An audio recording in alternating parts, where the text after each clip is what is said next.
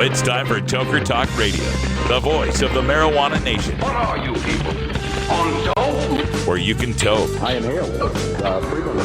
Or you can talk. I experimented with marijuana and didn't inhale. Or you can toke and talk. 10 federal criminal penalties for possession of up to 1 ounce of marijuana. While we talk about toke on Toker Talk Radio. So, by the way, when it comes to pot, if you're 40 years old, you live in a log cabin in Oregon, you got 12 giant pot plants in your backyard, have a ball. Live from beautiful Poplar, Oregon at Rolla J Studios. Hey, this is great. Just like cannabis. Plus your calls live at 971-533-7111. They're walking on their pants with their cap on backwards, listening to Enema Man and Snoopy Poop Dog. What's to keep somebody from getting all potted up on weed and then getting behind the wheel? Gateway theory doesn't work. It's a reality. Holland, is it real? Don't tease me. We're locking up people that take a couple of puffs of marijuana, and the next thing you know, they got 10 years. And now, here's your host, the guru of ganja graphics, the sultan of sativa statistics, and the worst nightmare of a reefer mad prohibitionist. A polite, perspicacious, productive pothead with a propensity for PowerPoint. Radical, Russ Belville. All right. Welcome back, everybody. Time for Toker Talk Radio. Glad to have you here. Thanks for joining us. We got 3 days left in this miserable year of 2016, and we were lamenting some of the notable deaths of 2016 yesterday, and another death happened today. Although you may not know the man, you do know what he invented. The inventor of the red Solo Cup died today. You know those red cups you get at the kegger? The guy who invented that died today. So thanks, 2016. You continue to suck. Also, you might want to check out weednews.co today because some great stories up there. There was a representative, Kelly Townsend is her name, and she's a state representative in Arizona. And a tweet of hers was forwarded to me, and it says, 2016, just know that even though everyone is blaming you, I thought you were brilliant. And I know the real reason that many of these people are dropping like flies is because they were druggies. We used to call them stoners or tweakers, not idols. So when people keep blaming you, just don't listen and know that you are loved. That's Representative Kelly Townsend. She is the co-founder of the Greater Phoenix Area Tea Party. And her Twitter account is at Kelly Townsend 11, but she has a protected Twitter account, so you can't read her account unless you are a follower. I sent a follow request, but I doubt it will get picked up. But maybe you, dear listeners, can get through. So if you got a Twitter account, send a follow to at Kelly Townsend 11, and we'll see what we can find out. And besides just being offensive, it's inaccurate, right? It's like she's trying to imply that, if you use drugs, it's going to kill you. When in fact, of the 17 people that I could pick out of this year's deaths who were drug users, who were acknowledged, known, partying drug users, out of 17 of them that I found, only 4 died from their drug use. Prince, overdose of fentanyl. Vanity, kidney failure because of her lifetime drug use. China, the wrestler, she died alcohol and painkiller overdose. And Shoddy Lowe, Atlanta rapper, died in a car crash, suspected alcohol and opiate use involved. 2/3 of the people died later than their life expectancy. Robert Vaughn, age 83. Leonard Cohen, 82. Merle Haggard, 79. Paul Kantner, Jefferson Airplane, 74. Leon Russell, songwriter, 74. Dan Haggerty, Grizzly Adams, 73. Bernie Worrell, the keyboard player from P-Funk, 72. Keith Emerson, Emerson, Lake and Palmer, age 71. David Bowie, age 69. Patty Duke, age 69. Glenn Fry, age 67. All those people outlived their life expectancy. So Maybe drug use led to David Bowie's liver cancer. Maybe Dan Haggerty's spinal cancer came from his cocaine use. Maybe Leonard Cohen died from that fall because he drank so much. I don't know. Anyway, speaking of 2016, this is from Seattle Hemp Fest this year.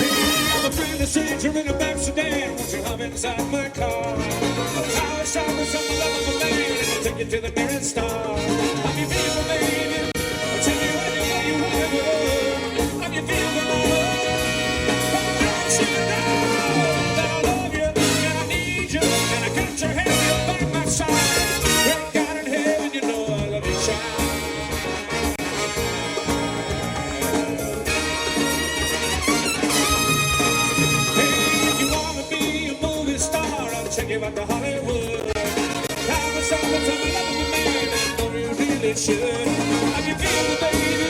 I'll take you anywhere you wanna go. How you feel, mama?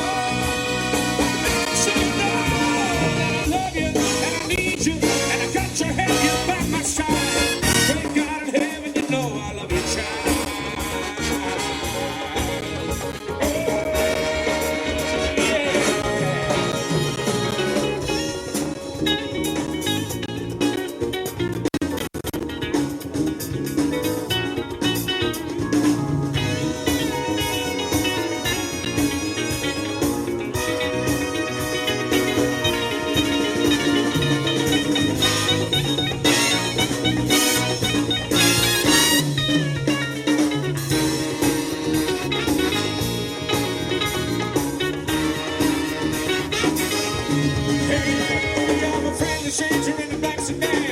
Inside my car, I was talking some love of a man, looking to the nearest star. How you feel, baby? I'll take you anywhere you wanna go.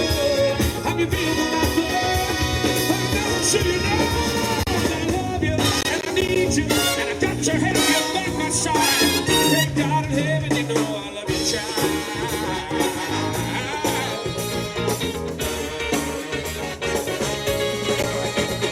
And I love you and I need you.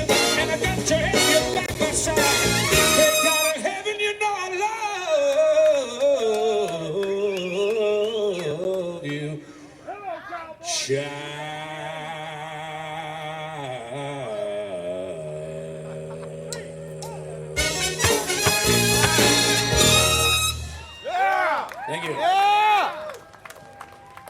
You'll never see me driving a van, I'll tell you that. Legal to listen to all over the world. We're just not sure about France. CannabisRadio.com.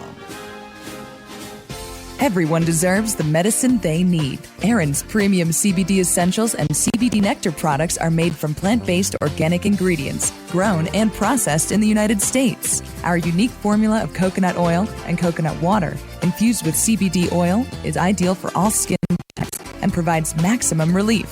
Aaron's Essentials was formulated by 9/11 first responder and Stage 4 cancer survivor Aaron Sieber.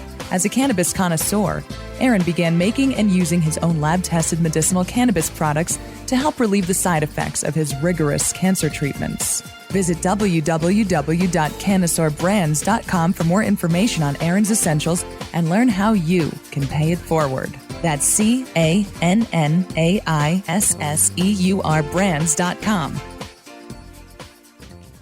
Doc Rob, the concierge for better living. My guests say Razzie Berry. We're talking about nature, naturopathic medicine, as well as the concept of prevention and preventing disease. Empower people to live a naturopathic lifestyle, get to know your body, understand its rhythms, remove toxins, and use natural alternatives whenever possible.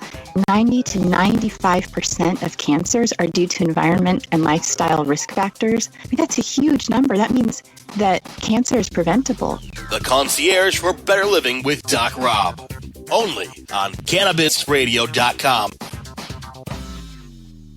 Marijuana is not addictive, but listening to the Russ Belville Show is. Hey everybody, it's Radical Russ here from 420 Radio, inviting you to be like me and get your ink done at Lucky Horseshoe Tattoo, Fort Worth's most female-friendly, clean, sterile, awesome tattoo shop. Thomas and his crew are true artists who can design you a custom piece or use a design you bring in. Lucky Horseshoe Tattoo also offers all styles of tattooing as well as piercings and all-around fun. In the DFW area, stop by Lucky Horseshoe Tattoo and tell them Radical Russ sent you. Trust me, it'll feel awesome.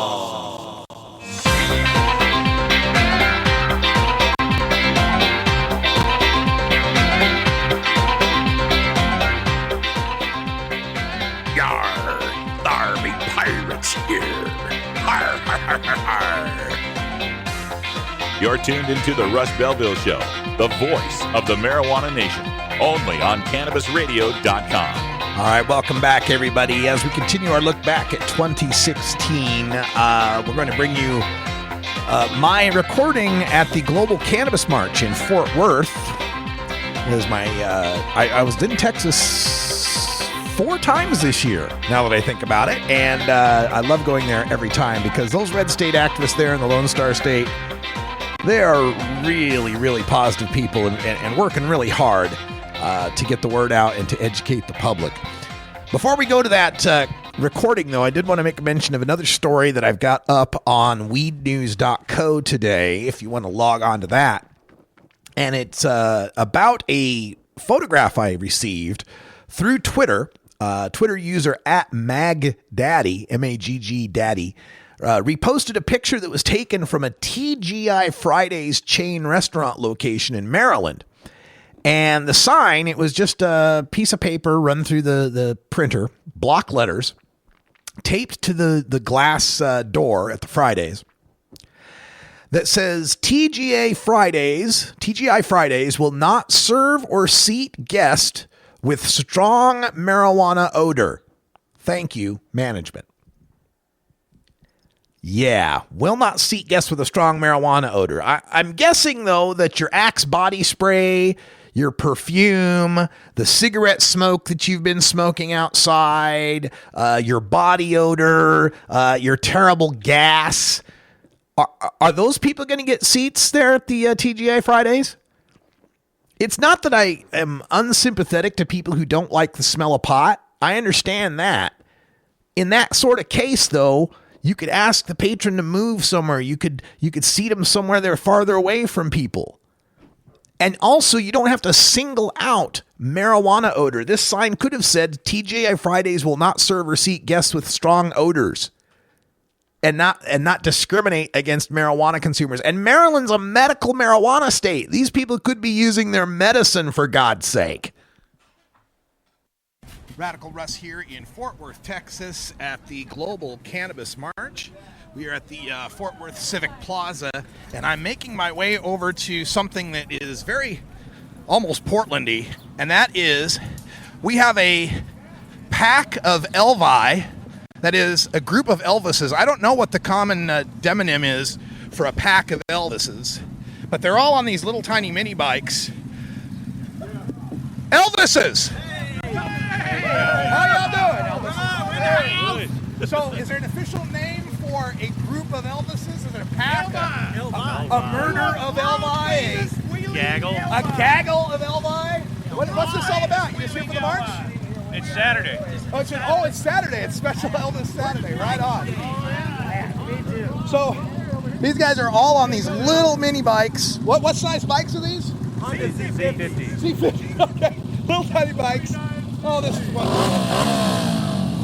I got to get a picture here with the Elvi.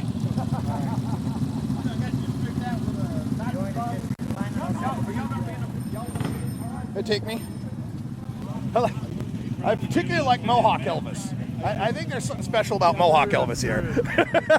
That special punk cut flavor. The brownies are later. 420, man. 420. We're a rather predictable group. Oh, Jesus. Oh, that's great. Yeah, I completely agree. I'm sending it to my dad. He's a huge Elvis fan. Yeah. So many friends that I get to meet here in Texas that every time I come back, the Afro Redneck is here. Yes, this is the Afro Redneck. We're trying to say agriculture can save the South. It does disappoint me that Arkansas is about to be the first progressive, self-proclaimed Southern state to have a intelligent marijuana policy, but the 13 Southern states, Afro rednecks carrying a cross. I look like Jesus Christ walking around a marijuana event. God, he gave me the plant. Right on. But yo, my atheist friend. God loves atheists too, I understand. Stay black. That's right, man. That's all I'm asking. That's all I'm asking, man. Come on, man. Colored folk, you know, you don't need an excuse to listen to jazz or mess with the brothers and the sisters, but America, we're very good mixing, but we're very happy Ted Cruz is out of it. If you want to see the Republican Party be a reality TV show, and Bernie is not out of it yet, but Russ, I love you. You're my mentor. Thank you, man. Stay black. I'll do my best. Thank you, brother. All right, let's see who else we can talk to here. Oh, this is a man dear to my heart. We got Thomas Barrington from Lucky Horseshoe Tattoo setting up. You got everything here. Man, if they don't make it, I'll make it, and if they don't sell it, then I'll make it again. I got local glass blowers that Glow Forest, Jeff Zorn. We got all kinds of suppliers here for this event, and we're gonna eliminate prohibition eventually. They're just gonna have to give in to us. Well, it's amazing it's happening here on the Fort Worth Plaza, and my favorite thing that he's got sitting here is the Death Star grinders. They little carved Death Stars, man. They're the bomb. So sick. Little Death Star grinders. Bunch of great glass. So Lucky Horseshoe Tattoo, more than just tattoo now, giving all of your glass and accessories needs. Smoking and tattoo needs. Smoking and tattooing. And believe me, folks, they go well together. I'll tell you, there's something, that little THC CBD, that helps a lot when the needle's hitting the skin, let me tell you. Sure does. Huh? Yes, it does. Yes, it does. Awesome. It feels awesome. All right, let's walk around here and see what else we can talk to. Guys from Texas Wellness Center are here. What's up, Texas Wellness Center? How you doing? Man? Good. How you doing? Good. Tell folks your name and what this is all about. So my name is Carlos Frias, and I'm the CEO of Texas Wellness, and we are a company that provides hemp CBD-rich products. So we, provide CBD oil, CBD tinctures, CBD vape juices. And CBD is the compound naturally occurring in the cannabis plant that has most of the medical benefits, that's mostly recognized as having benefits. So we provide that in a safe, legal alternative that's derived from hemp, because Texas doesn't have access to legal cannabis at this time. Yeah, even though we have legalized, Senate Bill 339 did pass last year, but the DPS is still figuring out, how to issue licenses, and they're going through they're selecting the vendor to create the platform for licensing and applications, processing and whatnot. So, and we're also one of the companies that's applying for a cultivation license under Senate Bill 339. Where our background is, we were cultivators in California for over 10 years. So originally from Texas boys, and now we moved back to kind of, be in the ground level of the scene. So yeah, bring that wave from west to east. Exactly, man. And it's an East Coast too. So New York has medical cannabis, Maryland has medical cannabis, Pennsylvania has medical cannabis. So we're behind, man. Yeah. So this is what you've got right now is legal regardless of what the Texas law was. Yeah. And then when the Texas law changes, will that change your formula any? So our business model is, at that point, we'll provide cannabis oil, CBD cannabis oil, for patients that are approved under the state program, and continue to provide hemp CBD products for people for general wellness reasons. So if you have chronic pain, you're not going to get approved under the state program. You can still buy our hemp version of our products. And the ridiculous thing is that when we open our facility, we'll be cultivating these same plants that are considered to be hemp in the state of Colorado will be grown in Texas as cannabis. That's excellent news. All right, so people listening on the show, they're going to want to know how to get in touch with you guys or learn more. You got some websites or contact info? Yeah, you guys can go to our website, www.txwellnesscenter.org. Visit our website. Our contact info is on there, and check out our products and give us a shout. All right, check it out here. Hey, everybody, we're all going to get laid. Oh, let's hope so. All right, it's 20 after 4:20 here in the Pacific time zone, one of America's 2 legal time zones. We got to take a break, a mandated safety meeting. And remember, the first thing ever sold on the internet was a baggie of weed. 1971, ARPANET. Google it.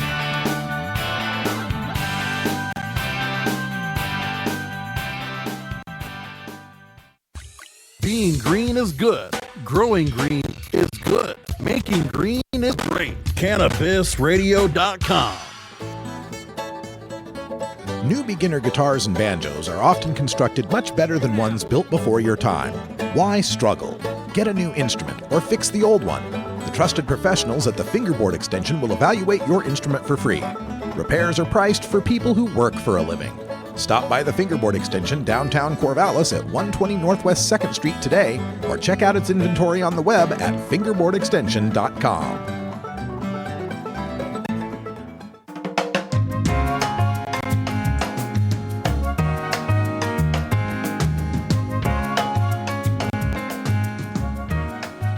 Hello, Mr. Man. Hi. I'm working. I'm sorry. No food till this is done. This is the Russ Belville Show on CannabisRadio.com. We'll miss you, Roscoe. Another reason why 2016 sucked. But here's one why 2016 was actually pretty cool on the marijuana front. Jamaica has been making a lot of changes with decriminalization of medical and spiritual ganja use, and this April, I got to visit with 3 Jamaican activists at the United Nations. We discussed the progress the island nation is making toward legal marijuana. Enjoy. Good day, Tokers and Tokettes. Radical Russ here at the United Nations cafeteria, and sitting next to me, we have delegates. Oh, you're already plugged in. Delegates from the nation of Jamaica. And go ahead and just introduce yourselves to the audience. Well, I'm Vicky Hansen. I'm from the Ganja Growers and Producers Association and part of the Students for Sensible Drug Policy movement at the University of the West Indies, Mona. I am Kaden Francis, and I'm also a part of Students for Sensible Drug Policy at the University of the West Indies, Mona. Hi, and I'm Eleanor Hussey. I advise the government through the Cannabis Industry Advisory Board, which is connected to our Ministry of Industry. In listening to the presentations today and the past couple of days at UNGAS, so many nations have stood up to approve of this outcome document, which basically maintains a lot of the status quo. Fortunately, the minister from Jamaica has been one of the strong voices standing up. In fact, the last session, when everyone else was talking about what they call NPS, new psychotropic substances or designer drugs, she's the one that stood up and said, we're actually concerned about an old substance, maybe one of the oldest.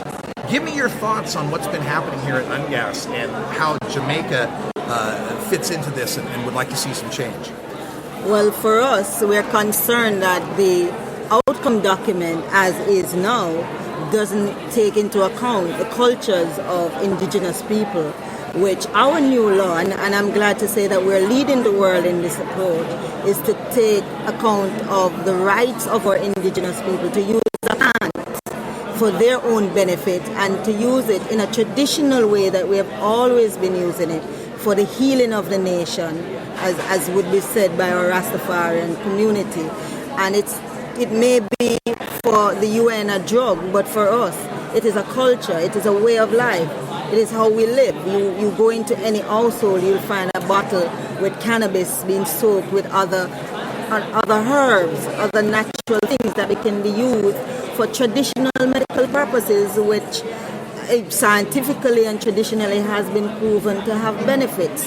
So we are willing to stand up against something that we think will block the rights of our human beings, which is our members of our country, our citizens, and to call for a new approach, which is what our Minister of Foreign Affairs has been doing here at this conference. That's wonderful. You know, what is something that the world really needs to know is that Jamaica is unified on this position. It's bipartisan. Members of both political parties are supportive of our people and their traditions, which not only include the folk tradition that Vicky speaks of. And you know what is so funny is because everybody's grandmother has a bottle of alcohol with a ganja leaf in there for when you have a cold or when you're ill, or they'll boil some ganja tea for its medicinal benefits. And sometimes those persons who use it that way are quite against the smoking of ganja, but they are for the medicinal benefits, which have been recognized through generations.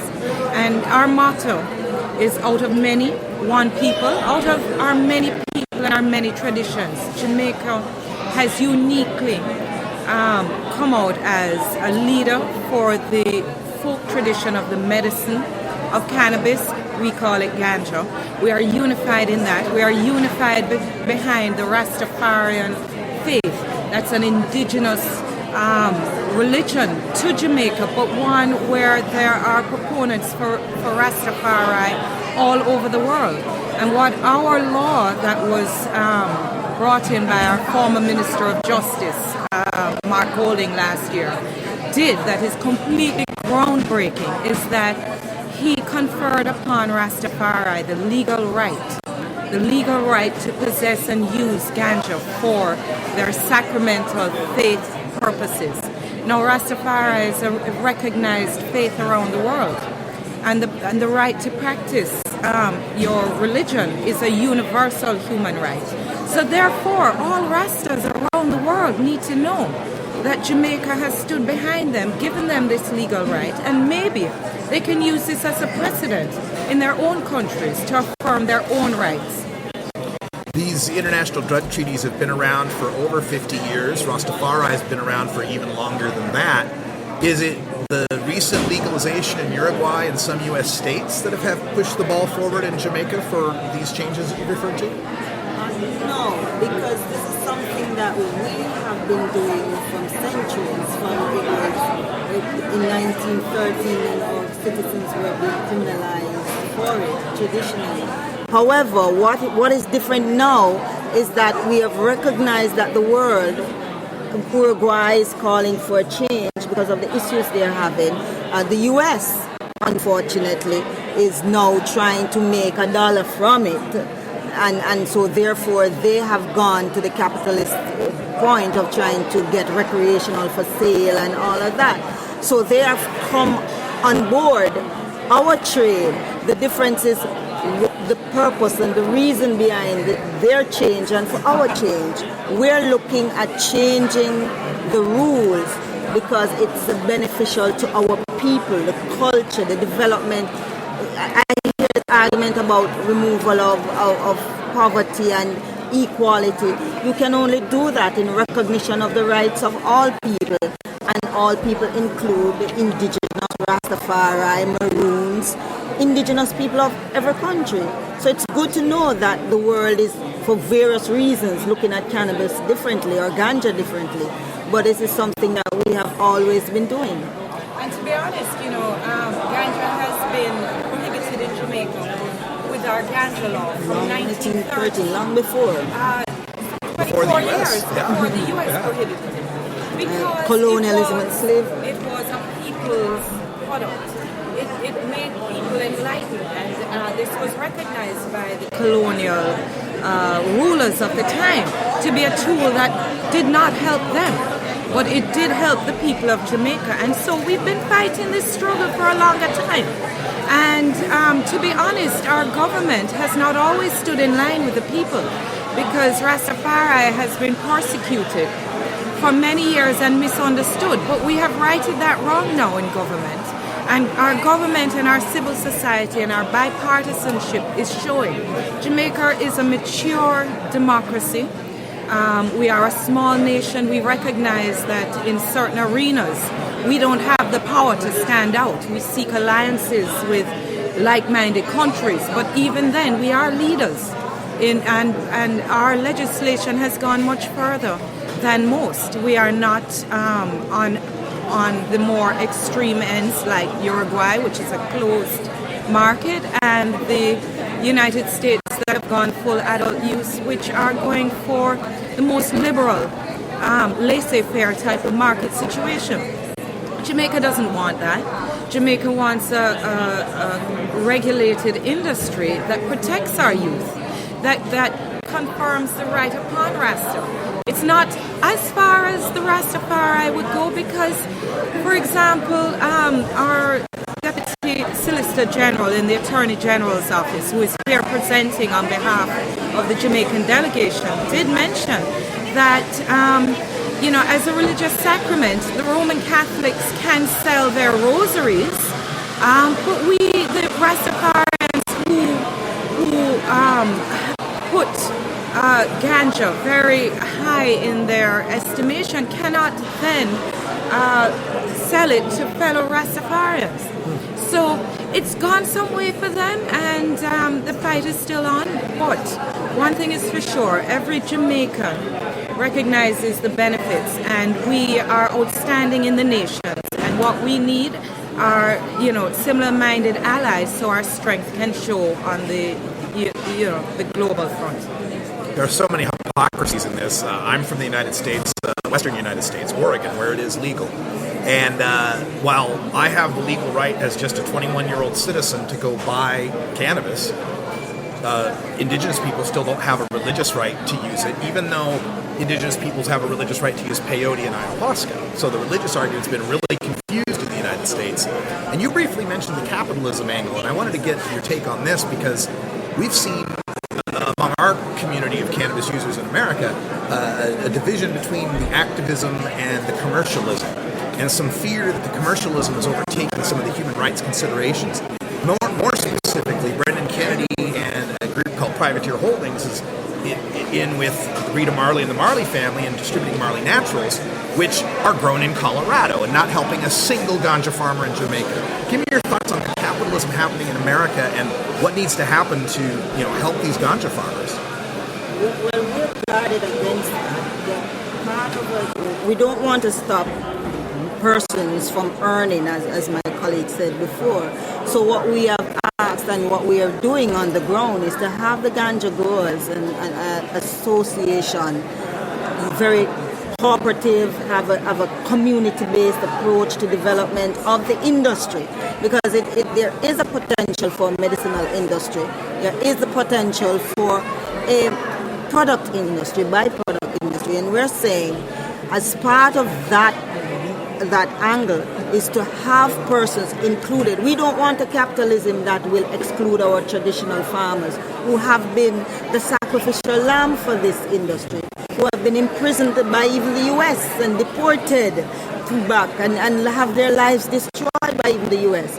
So we're saying if you're going to come, you have to come with some level of partnership and not slavery. We're not doing the sugar slavery thing again. We're not going to cede ganja to a colonial power who is coming in a different form, and that's a conversation that is happening. We're willing to partner, but if you're not coming with partnership, we're not willing to work. We're not going to be slave labor again.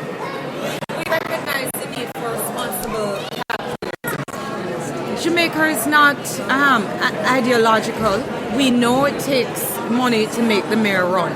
Not only that, we have our hopes and dreams, and every farmer in Jamaica wants to elevate their children to a better life.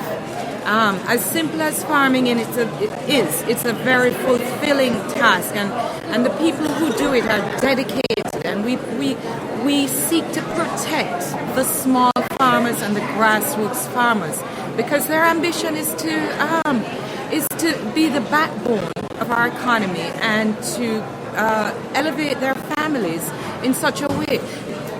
For that reason, they need to sell their product. We are not closing off the market, but we don't want rampant capitalism at all costs. And we can look at the US and take heed and take warning. We're not going that way.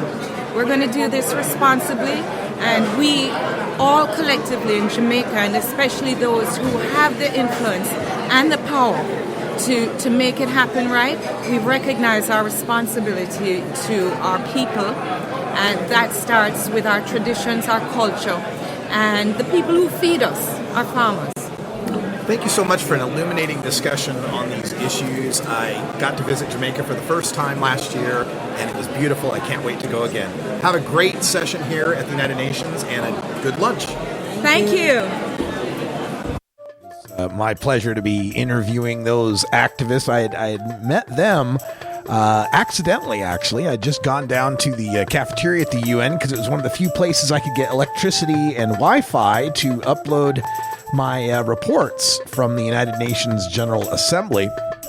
And I was sitting there and I could hear them talking at the table next to me with their lovely Jamaican accents, and decided to introduce myself. Met myself some friends. All right, stay tuned. When we come back, we'll have more of the best 2016 interviews with 3 sports figures, Jim McMahon, Cliff Robinson, and Marvin Washington, when we return.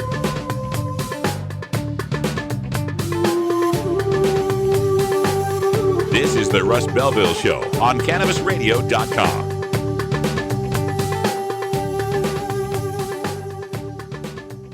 The Russ Belville Show reminds you to never smoke and drive impaired.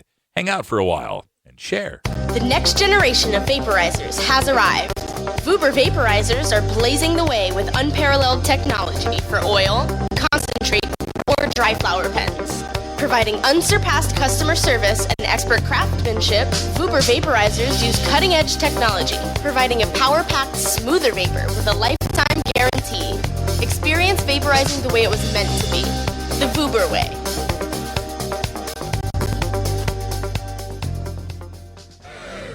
I'm Radical Russ from the Russ Belville Show. Tennessee's Congressman Steve Cohen. Well, if marijuana is a gateway drug, then kissing is a gateway activity to sexual addiction. U.S. Representative Jared Polis. Yes, we really have a growing group of representatives that support decriminalization. It's the Russ Belville Show, the NPR of POT, weekdays live at 6 Eastern, 3 Pacific, exclusively on CannabisRadio.com. You're not high. You're listening to the Russ Belville Show on CannabisRadio.com. They're bringing drugs, they're bringing crime, they're rapists, and some, I assume, are good people. Okay, maybe you're high, too.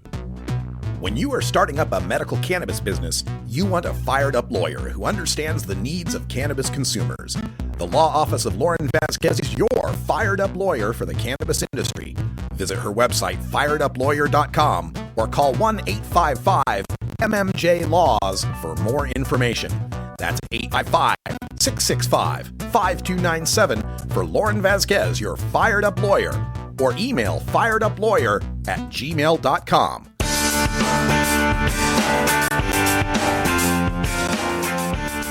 I have a package here for Radical Rick. Is there a Radical Rick here? How about a Rick Russ? Any Rick Russ? Somebody named Freddie Barack has sent him a package. Anybody? What is that? Sounds like a skunk. You're tuned into the Russ Belville Show, the voice of the marijuana nation, only on CannabisRadio.com. All right, welcome back, everybody. This year, 2016, may be remembered as being pretty awful in many ways, but when it comes to marijuana, it may have been one of the best years ever. 4 states legalizing, 4 more passing medical marijuana, and 2016 was the year sports figures came out of the closet in support of the medical use of cannabis.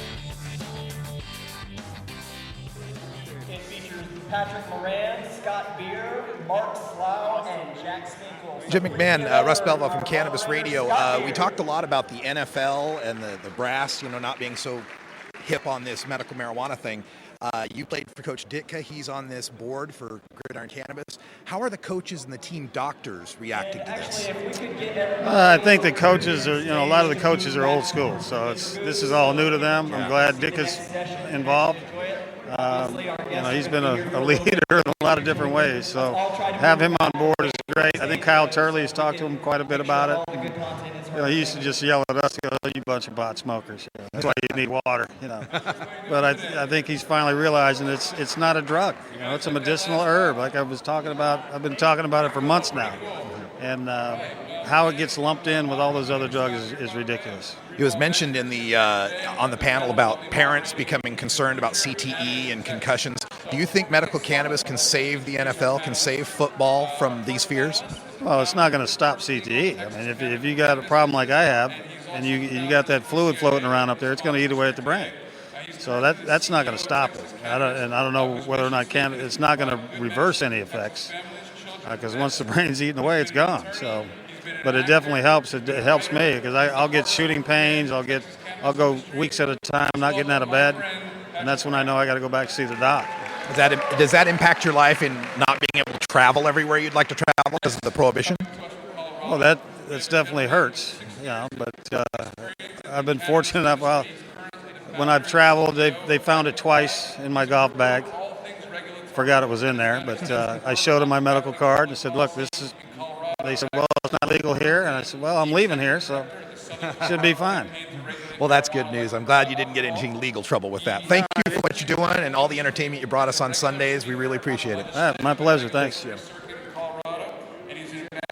We are here at the Oregon Cannabis Caucus, National Cannabis Industry Association event, and Uncle Spliffy himself is here, Cliff Robinson. How you doing, Cliff? I'm well. How are you? Great. Glad to have you here. And I was just talking with Bernadette about the move to get professional athletes and people involved in athletics to understand the medical aspects of cannabis. Tell our listeners a little bit about what you're doing in that respect. Well, we're really going to try to focus on the sports medicine side to really try to continue, getting the education out there, because I think that's going to be the most important part as we continue to move forward to knock down the negative around cannabis. Is really support the findings that we come up with, and really try to really create those findings and be out in front of those things, and really try to validate what it is that we're talking about. We need to get this education out to the mainstream and to the management, the executives of the NBA and these other sports leagues. The players themselves seem to get it, but do they get it from the perspective of, weed's just not a big deal, or do they really understand the medical aspects? Well, that's why we have to continue getting the information out there for them as well, because myself being new to the business, not new to cannabis, but new to the business side, now that all this information is out there, I'm a more educated cannabis consumer and user myself. So I think the more we can continue putting that information out there for them and putting products out there that they're able to test, I think that'll go a long way. As a former NBA player, I'm sure you've been hit up for lots of different business opportunities. A lot of people want to try to get your name and celebrity involved with something. As you get involved with this cannabis industry, what do you think of the people and the industry itself? Well, I think it's wonderful because, like I said, all this information that has been, behind closed doors in a black market, so to speak, is now out there available to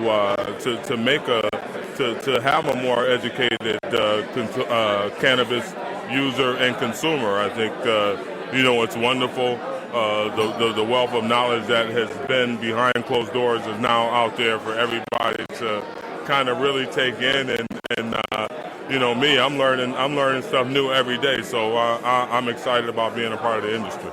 Now, I understand there's a special event going on tomorrow involving Blazers versus Nugs. How appropriate! Can you tell us about that? Well, it's an event over at the Blazers game. Josh Kincaid from Superchronics organized it, and it's really to continue doing positive things around cannabis as a whole. And I'm really excited to be a part of it. Especially there at the Motor Center, the Blazers, have opened up their doors to, being more educated as, a business as well. So I'm excited to be a part of it. I finally get a chance to ask you a non-marijuana question. Hypothetically, NBA Finals, 95-96 Bulls against this year's Warriors. What do you think? How does it go? Jordan versus Curry. I'm old school. I think the Warriors have had tremendous success. They're built for today's NBA. They do a great job at playing together, but I'm old school, so I would have to lean towards the Bulls. I asked this of one person who said, depends on whether we're using the rules from the 90s or the rules from today. Exactly, but if you use the rules for from today, imagine Michael Jordan in this kind of system. He played great in a system where everybody's was hands-on. So now if they couldn't touch him, imagine that. Yeah, but on the other hand, Dennis Rodman would be a little limited. He would be a little limited, but he's a Hall of Fame player. Scottie Pippen's a Hall of Fame player. Michael Jordan's arguably the greatest of all time. And the Warriors coach. And Steve Kerr was a part of that team, who was a great shooter. So, it's fun to think about that kind of stuff, but each era is different. So you got to give them all their propers and their respects, and just I don't compare them. Right on. Cliff Robinson, the Uncle Spliffy line. Give people any contact or internet information they need to look that stuff up. We'll be launching our website here soon at Uncle Spliffy, UncleSpliffy.com. You can reach us on Twitter at Uncle Spliffy, Uncle Spliffy Inc., and also on Twitter, Uncle Spliffy Inc. But reach out. We'll put a lot of information out there, and we're, like I said, excited to be a part of the industry. All right, Cliff, thanks so much for taking some time with us. Appreciate it. Thank you, Russ. I appreciate it. Welcome back, everybody. Radical Russ here at day 2 of the Southwest Cannabis Conference and Expo, and I'm sitting in the media room with former NFL player Marvin Washington. Hi, Marvin. Hi. Tell folks a little bit about your background, where you went to college, some of the teams you played for. Well, I went to college in the Great Northwest. I went to the University of Idaho. Then I was lucky enough to get drafted. I played 11 years in the NFL. I played 8 with the New York Jets, 2 with the San Francisco 49ers, and picked up a Super Bowl championship with the Denver Broncos in 1998. When were you attending University of Idaho? Late 80s. Late 80s. Yeah, So you are part of the reason my beloved Boise State Broncos got whooped 13 years in a row. You were part of that, huh? You guys paid us back. We sure did. Yeah, I was the Buster Bronco mascot my freshman year, and I remember being down there on the field. I think that first year was like a 60-something to 13 blowout at Broncos Stadium. It was crazy. I'm really happy for Idaho football and the state of Idaho. Yeah. I think Boise State is doing a wonderful job, and there's even talk of them joining the Big 12 as they expand this summer, and that's huge. That really needs to happen for sure. Let's talk a little bit about why you're here, because I understand you've got a lot of big news with respect to athletes and medical cannabis and what you're working on. Tell our listeners about it. Of course, we're going to be the first company that comes out with a product that qualifies under the anti-doping policies of the World Anti-Doping Association. That's a cannabis product. It has no CBD, it has no THC in it, and there are 207 banned substances on the WADA list. We don't have any of those substances, so we can market this to all 4 major leagues. We can market to Major League Soccer, college players, high school players, of all sports, and so this is big, and we're going to have this in the major leagues next year.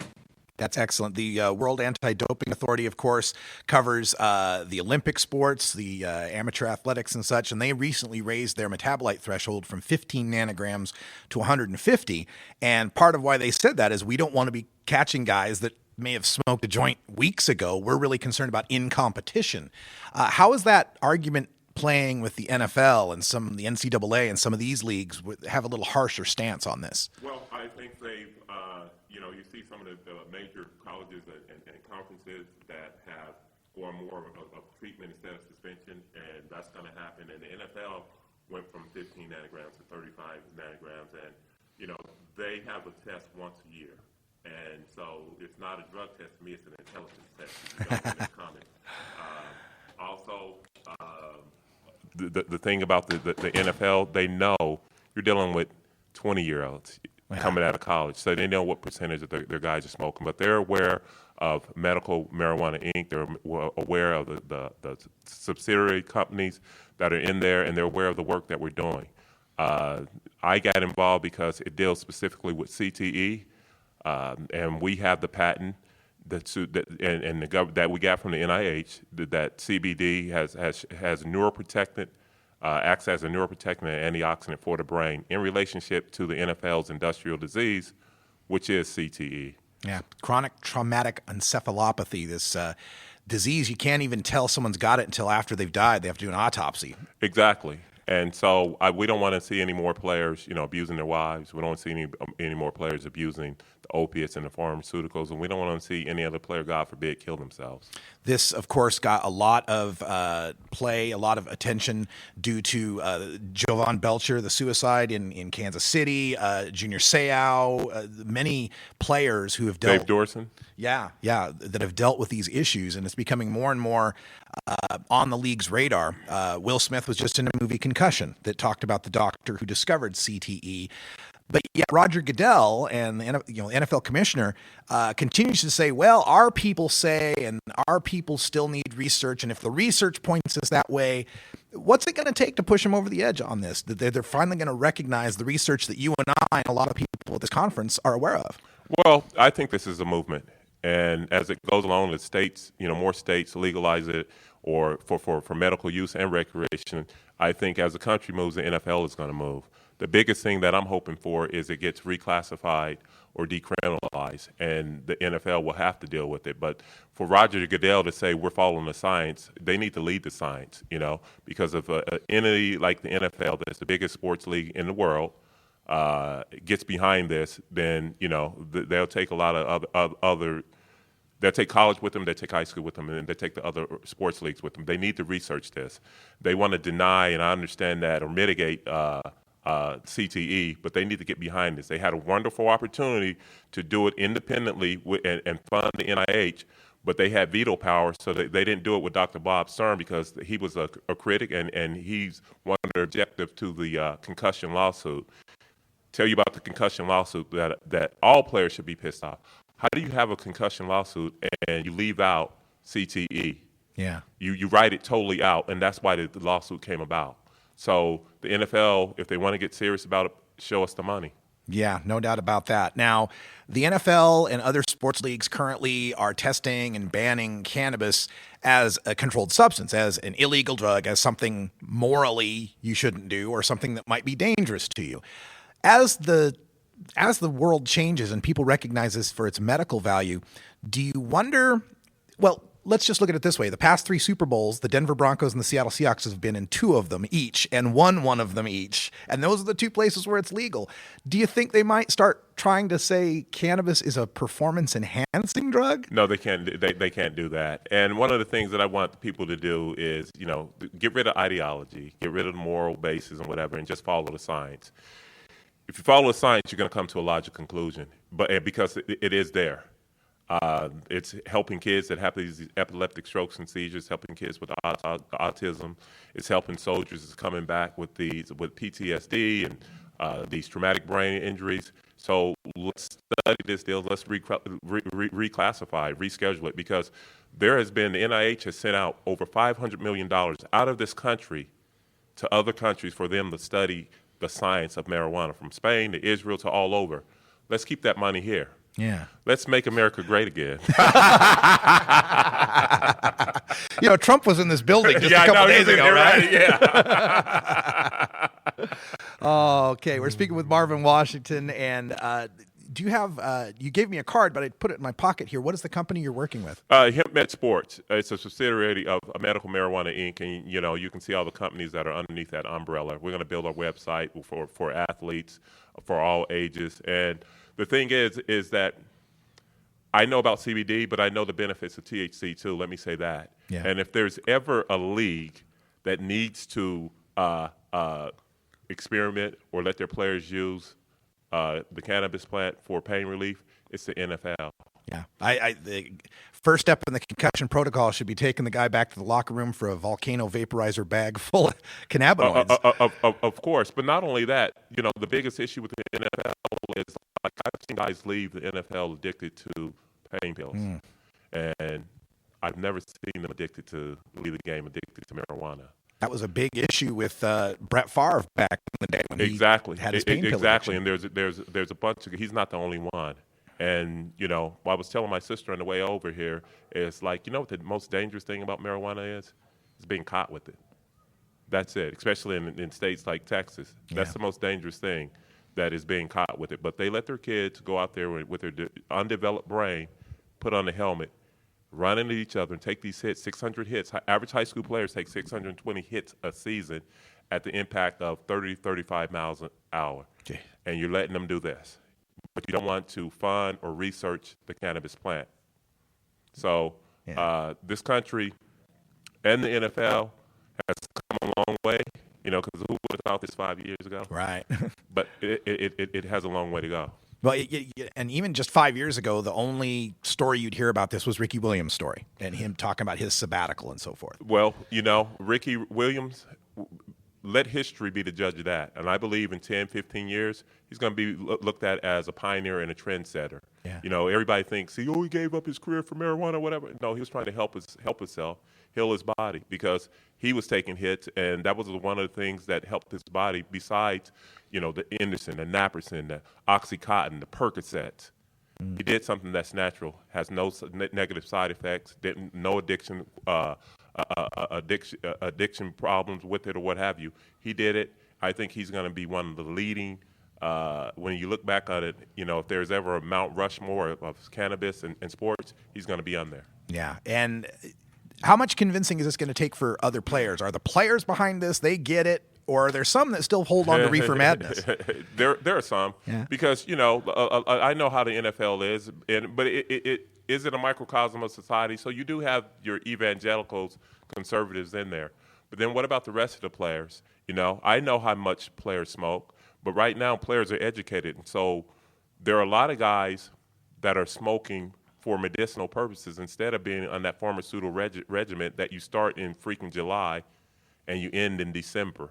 Supposedly you're ending December. Yeah, unless you make it in the playoffs, right? Yeah, you make it in the playoffs. But listen, you've been taking these things, they may be making you feel good. You're going to take them in March, you're going to take them in April, you're going to take them all the way through. Yeah. And this is something that the NFL's biggest issue to me is the opiates, not marijuana. They understand that. They know that. You're dealing with 20, 21, 22-year-old guys coming out of college. They know a certain percentage of them are smoking. Past that one test, NFL doesn't have a problem with it. NFL wants to get serious. And if any Major League Sports wants to get serious about saying we don't want our guys to smoke marijuana, do random unannounced drug tests. Yeah. And take the hair follicles. Right. That'd be tougher for you, but but you wouldn't see if you can fill the team that Sunday. Yeah. I often make the joke that the NBA doesn't drug test its athletes in the off season because they still want to field 5 guys for a team. Exactly. Exactly. NFL, NHL, even Major League Baseball. It's not that really a big deal with them. The biggest thing should be HGH and the performance-enhancing drugs, not this benign plant. To me, this is something that it's coming, and so these guys can take our product instead of taking something that's pharmaceutical-based. Yeah. Well said. Marvin Washington, thanks for sitting down with us, and give folks some contact information for the company and more information that they might need if they want to learn more about this. Just go to HipMed Sports or Medical Marijuana Inc., and you can look on the website. Then we also have a website called treatcte.org that is dealing with chronic traumatic encephalopathy. And then just holler at me on Twitter, MWash52. Right on. I'll follow you right after the interview. Thanks so much. All right, thank you. And go Big Blue. Go Black and Gold. That's right. Marvin Washington, a great interview there. And Marvin's had a better 2016 bowl season than I have. That's for damn sure. Idaho won their bowl game, but Boise State suffered their worst bowl loss in history. Damn it. Only 3 more days for 2016. We'll be back tomorrow with our final show of the year. 2.5 days, I should say, at this point. Anyway, for everyone here at Delta 9 Studios and CannabisRadio.com, I'm Radical Russ. Thanks for joining us. Follow me on everything at Radical Russ or email me, radicalruss@gmail.com. If you'd like to donate to our show on our travel budget, you can send it via PayPal at russ@radicalruss.com. Thanks to those of you who've already sent some donations. See you tomorrow, and until next time, take care of each other, tokers.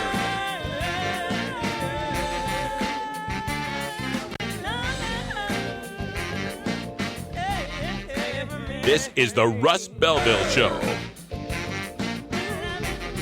The Russ Belville Show is blogging and podcasting at radicalruss.com.